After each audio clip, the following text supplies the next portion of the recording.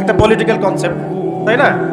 আল্লাহ পাক বলছেন তাবারাকাল্লাযী বিয়াদিহিল মুলক, তাবারাকাল্লাযী বিয়াদিহিল মুলক, সূরা মুলকের 1 নম্বর আয়াত। এবং এই সূরা মুলক আল্লাহ পাক আপনাকে রাতের বেলা পড়তে বলেছেন।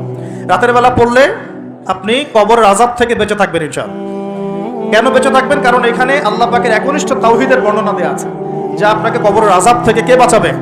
আল্লাহ, তাওহীদ, আল্লাহ বাঁচাবেন ইনশাআল্লাহ।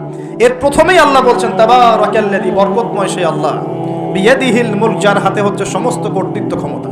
ক্ষমতার মালিক কে? আল্লাহ পাক সূরা আলী ইমরানে বলছেন কুলিল্লাহুম্মা মালিকাল মুলক, হে আল্লাহ বলো, আল্লাহ, হে আল্লাহ তুমি হচ্ছ রাজত্বের মালিক। রাজত্বের মালিক কে? তুতিল মুলকা মান তাশা, তিনি যাকে ইচ্ছা রাজত্ব দেন। ওয়া তানজিউল মুলকা মিম্মান তাশা, যার থেকে ইচ্ছা রাজত্ব কেড়ে নেন। তাহলে এর মালিক কে? ফেরাউনকে কে রাজত্ব দিয়েছিল আর তাকে কে ডুবিয়ে দিয়েছে? তাহলে দেয়ার মালিক কে? ডুবিয়ে দেওয়ারও মালিক কে?